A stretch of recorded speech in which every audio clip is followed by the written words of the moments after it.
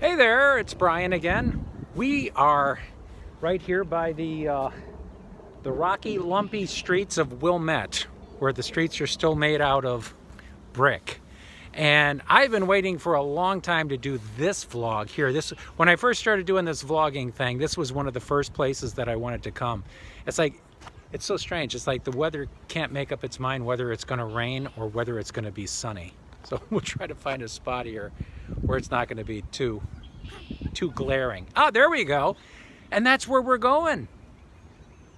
It's the Baha'i Temple in Wilmette. Let's get a little closer and I'll tell you some more about it. I believe this is what they call a sun shower. It's sunny and it's raining. You're in beautiful Wilmette. I don't know can you see any of that? This weather is crazy. But this is where we're going. Come on with me. I think you're going to find this really interesting. It's the Baha'i House of Worship. The Baha'i House of Worship in Wilmette, Illinois is the second Baha'i temple ever constructed and the oldest one still standing. It's one of 8 continental temples constructed to serve all of North America. Is this beautiful or what? When I was here just about a month ago, they didn't even have the water here yet. But it's really lovely. We're going to go through the garden here. The Baha'i Temple in Wilmette sits on 6.97 acres of land, and it was built roughly between 1912 and 1953. Now that's a whole story in and of itself. But when I first saw this place, I couldn't believe that it was begun in 1912. It looks like something from another planet. But here's the story. The temple was designed by French-Canadian architect Louise Bourgeois, who received design feedback from Abdul Baha during a visit to Haifa in 1920. To convey the Baha'i principle of the unity of religions, Bourgeois incorporated a variety of religious architectural symbols. Although Abdul Baha participated in the groundbreaking ceremony in 1912 that laid a cornerstone, construction began in earnest in the early 1920s and was delayed significantly through the Great Depression and World War II. Construction picked up again in 1947 and the temple was dedicated in a ceremony in 1953. Baha'i houses of worship are intended to include several social, humanitarian, and educational institutions clustered around the temple. The temples are not intended as a local meeting place, but instead are open to the public and used as a devotional space for people of any faith.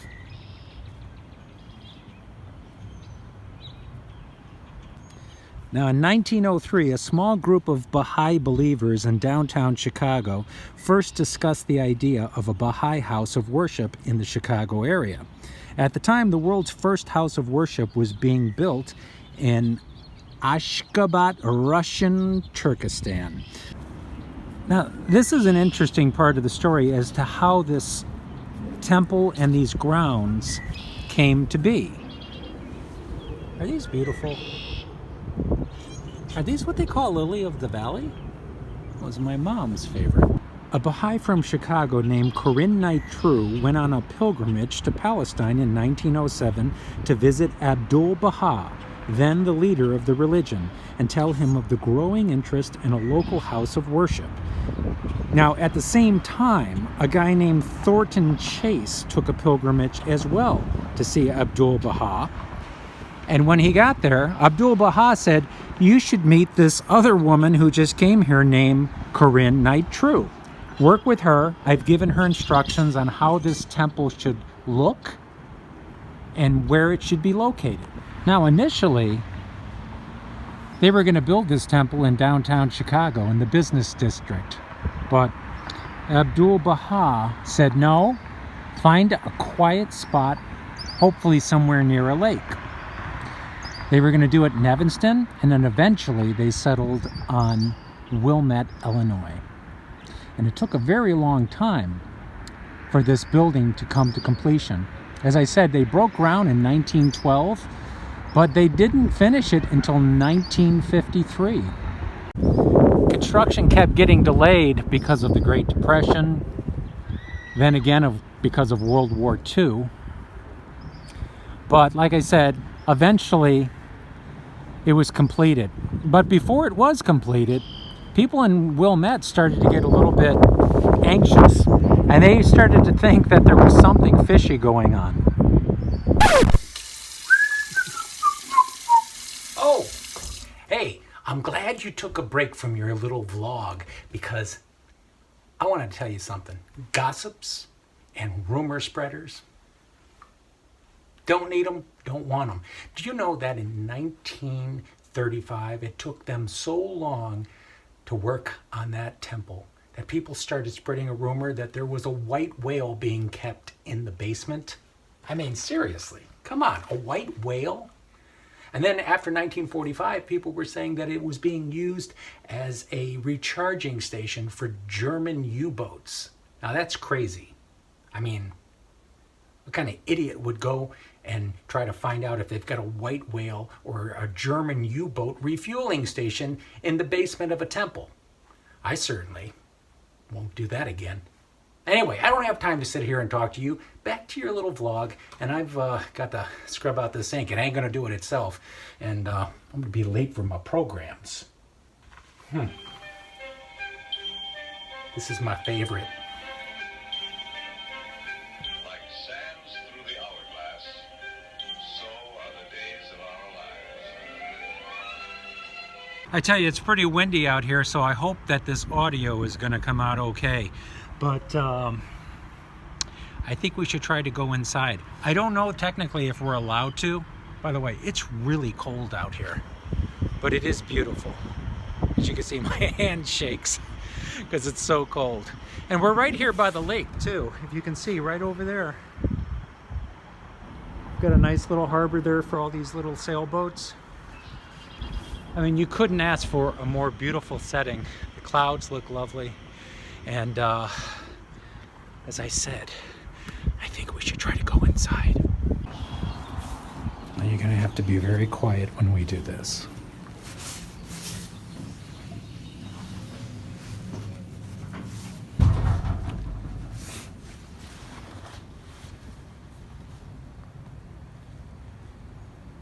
I'm going to try not to talk too much.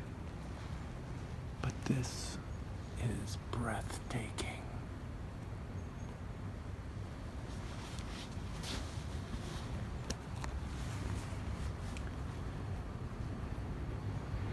Now, in the Baha'i faith, numerology plays a very important role, particularly the number 9. It's considered to be a very sacred, powerful number. So they have worked the number 9 throughout this building. There are 9 different entrances to this building. There are 9 alcoves. And there are many different symbolisms worked into the architecture. I just think this is such a wonderful idea to have a communal house of worship where people from all religions can come here.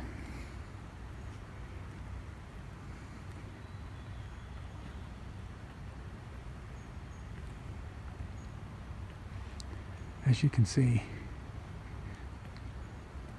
they have sayings around the top near the ceiling. So powerful is unity's light, that it can illuminate the whole earth.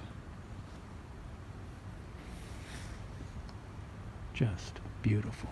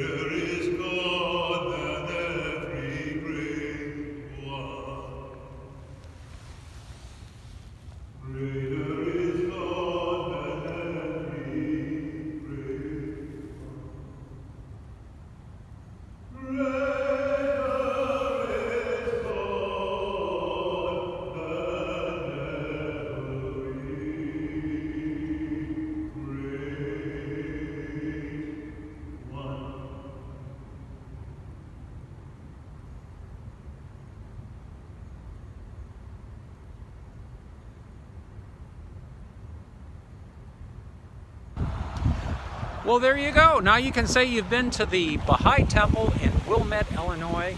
I hope you enjoyed it. I think it was well worth the wait and well worth the trip. If you find yourself up here in Wilmette, stop on by. I think you'll be glad you did. Till next time, I'm Brian. Bye-bye. Something old, something new, something for me, something for you. It's a big, big world. Let's check it out.